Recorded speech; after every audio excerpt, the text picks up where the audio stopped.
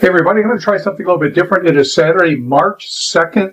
It's something that I might do on a monthly basis, but we're going to address some issues and questions that have been coming in over the last few weeks. Are we ready for this? Let's do it.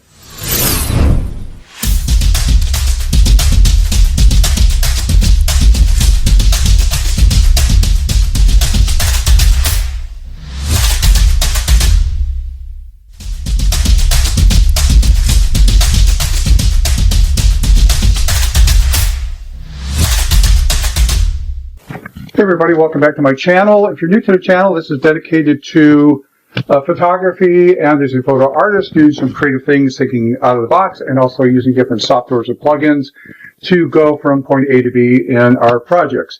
All right, with that out of the way, I'm going to do something different. Normally I release videos on certain concepts and techniques on Wednesdays, but I have got a whole bunch of questions and issues that were brought up over the last few weeks, and I have to apologize. I'm fighting a little bit of a cold, so I might be sniffling a little bit, but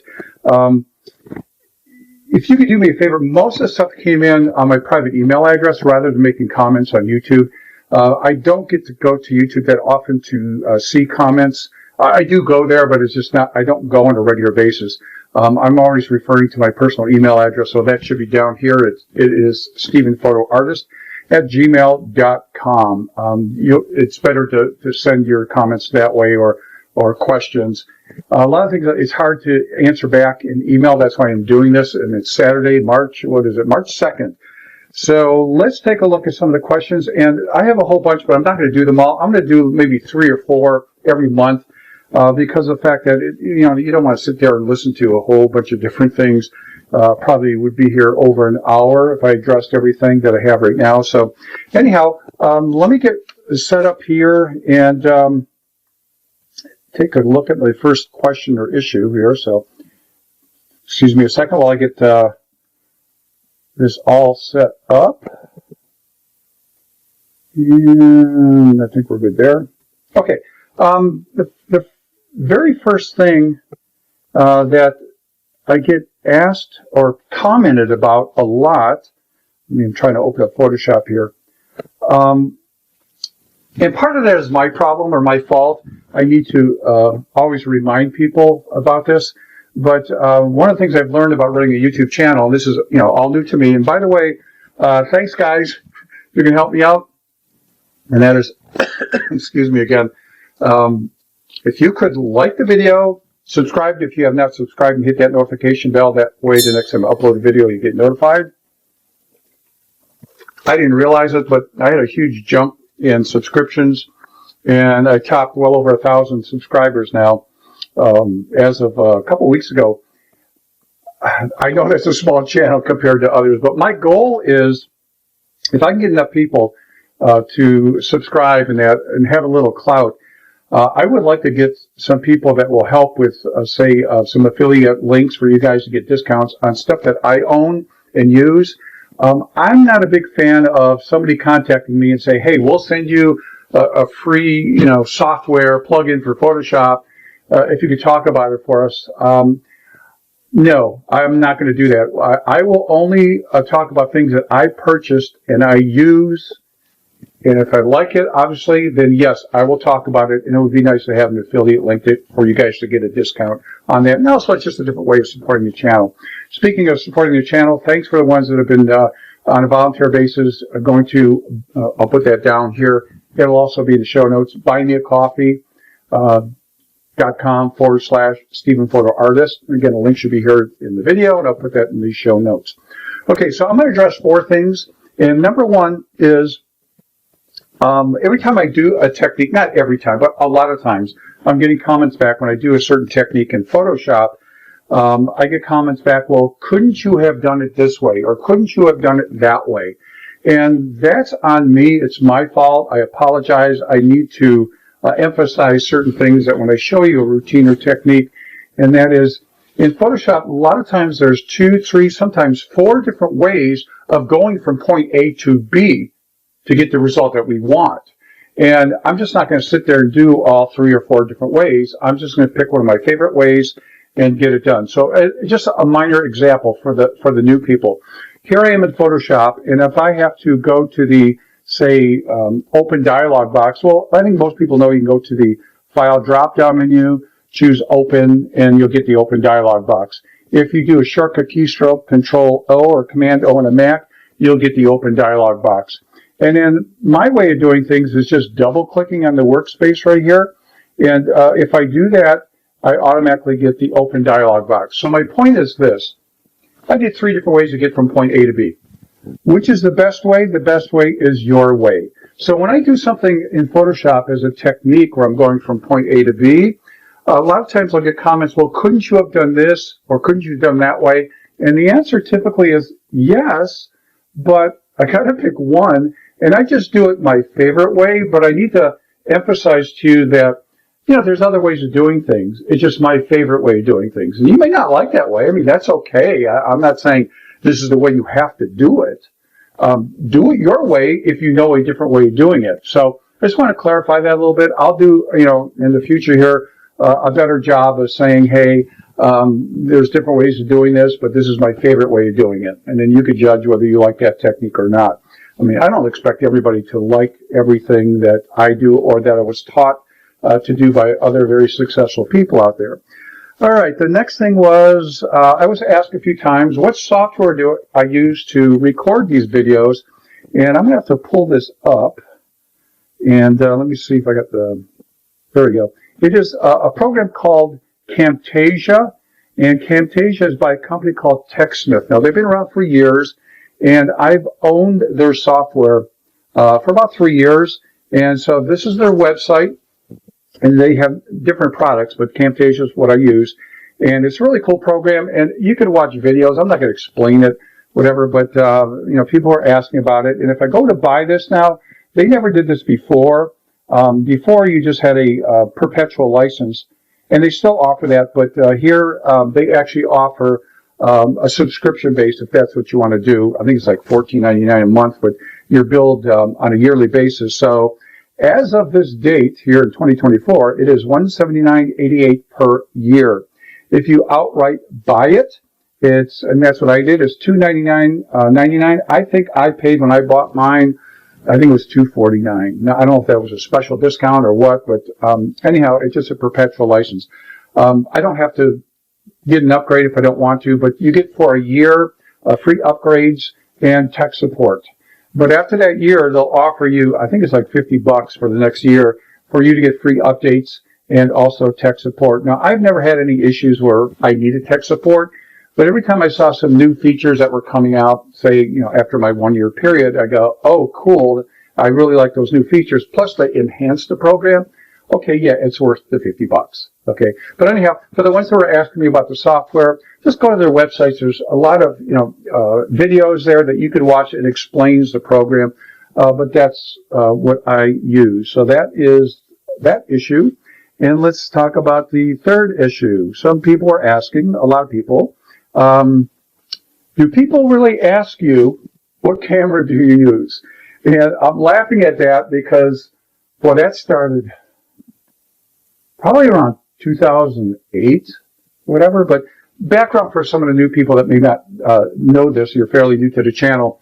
Beginning of 1997, and I retired the end of 2016, so about 20 years. I basically travel a lot on the road, doing live seminars, teaching Photoshop for an international training company. And I covered all the major cities and smaller cities too, and what they call mid-market cities throughout the entire United States, except, darn it, Hawaii. They never sent me there. I've been to Hawaii personally, but Alaska more times than I can count, and, except for, it's just been Anchorage, Alaska. But, you know, name a major city in the United States, I've been there more times than I can count, and even Puerto Rico, San Juan, Puerto Rico, one of my favorite places to go. And it's always old San Juan, Puerto Rico, which is a really cool area. But I've also been to the UK. I've been to all over in Canada, Australia, and New Zealand. And so I've done well over 2,000 seminars. And when I started featuring during breaks and stuff, and at lunchtime, as people were coming in, I was just rotating a slide presentation of my work and my images. And, photographers were coming up during the break and they were asking me, what kind of camera did you use? What kind of camera do you use? That was happening every single time. It's just that you have to understand that in the very beginning of me teaching Photoshop back in 97, 98, 99, there were hardly anybody, photographers there. These were all graphic designers, illustrators, and web people. And it was about 2004 or 5, somewhere around there, all of a sudden photographers were coming in and their companies or them personally were changing to digital, and they were asking questions about photography that I didn't know anything about. I was like, what the heck are they talking about? So that's when I went out and got a digital camera in 2005, and that's when I got the big bite and hook. I got hooked on photography and never let go ever since. 2016, I retired from that, and I do some other things, and I'm still doing client work here, but I stopped doing weddings and other stuff. But my point is this. I do speak at different venues, and occasionally I'll do a workshop here and there in Michigan, and I'm going to be meeting some people in Nashville to do some stuff there. But every time I show my portfolio to, say, I can't say normal people, but people that are not into photography, it could be friends or relatives, general acquaintances, and they look at the work and they go, oh, cool work, blah, blah, blah. They never ask what camera I use at all. And you know who does all the time? And that is other photographers. Constantly. I mean, they could look at my portfolio. I might be in the middle of a speech. I might be doing a live workshop explaining something. And, hey, what kind of camera do you use? Or during the breaks, they come up and they ask me after they're looking at my work. So it's only photographers. In fact, I have never, ever, since client work, which has been years, I'm starting my 19th year, I haven't had a single client that ever asked me, what kind of camera am I using? Oh, are you using mirrorless versus, a DSLR? And are you shooting RAW versus JPEG? And all they're hiring me because, one, they like my work. Two, and that we've agreed upon a price for me to do the job. I have to deliver that, right, for them. So, just to clarify, the people that were asking, do people really ask what kind of camera I use? Yes, photographers only, never clients, and never say the general public right there. All right, and then the very last thing I want to talk about is new members. I just found that when I'm getting new members, they typically don't go back to old or earlier, say, videos I have done. And let's see, I got to get this set up here. Sorry about that. The question that keeps coming up, or comments that are coming up, is, I don't get it. You're always saying this is dedicated to photography and as a photo artist. What in the heck is a photo artist? So the ones that know this, hey, just put up with this for real fast. But for the ones that are fairly new at this, I have to wear two hats. And one hat is the hat of a photographer. And then I shift and I change hats. And now I'm a photo artist. So let me explain and show you examples of the difference between the two. When I was doing weddings, here's an example of a wedding party out in the street from the town I live in Howell, Michigan. And so that's traditional photography. There's no fancy special effects or whatever, just processing it, adjusting maybe the crop a little bit and contrast and different things. But that's me being a photographer. Here's another one, again, being a photographer when I was shooting at a wedding a few years ago. And then, again, this is a model that was updating her portfolio. And this would be traditional photography. And then I do a lot of high school seniors, or at least used to. I announced that I'm not doing that anymore because I'm busy with other type of client work. And I need some balance in my life at my age. So certain things I'm not doing anymore in business. But I do a lot of personal projects, but yet I do have client work that I'm doing. And that's why a lot of my videos are pushed out, like I recorded a month in advance, knowing that I'm not going to have time to do YouTube stuff because I'm going to be busy with client work and that. But this is a high school senior shoot, classic shot. This was going into the yearbook. But now I'm changing hats. And he was involved as a big gamer, PC gamer, and he saw some of my past work I did for other gamers, and he wanted the same type of thing. So this is now me being a photo artist, meaning I photographed him just sitting on a normal chair. And in Photoshop, I cut him out and put them into this custom backdrop and did some effects and everything. And now it becomes art. So this is where I'm a photo artist, and that's somebody who uses a camera and software to create their art and vision. So it's different than a traditional photographer work, which I do both sides, okay? So hopefully that explains it. Here's another example. When I was doing weddings, I was known as the lightning bolt wedding photographer. I sort of got tired of that. It was a little bit gimmicky, but you know what? It got me clients, and I stood out amongst competition by doing this. But again, I can't call that photography. That's being a photo artist. Next one here, that model that you saw earlier, she has a really cool outfit, and we're doing some, I had some ideas in my head on composites, so this is not photography now, right? This is being a photo artist. And I do a lot right now. I mean, I'm doing kids, probably 80% of my work is doing kids. I came up with this concept and look. They're large canvas prints, and this is photo artwork. I take a photo of them, I cut them out, and I put them into a customized background that I've created, and I'm creating this artwork. And people are hiring me based on that because they see this type of work. And some of the things I've learned about being a photo artist and photographer, I learned from very successful photographers that have been full-time for 20, 30 years. And they taught me that never try to do something that appeals to everybody, because you'll be so dissatisfied. You're never going to do that. A lot of people love this work that I just showed you, and other people don't like it.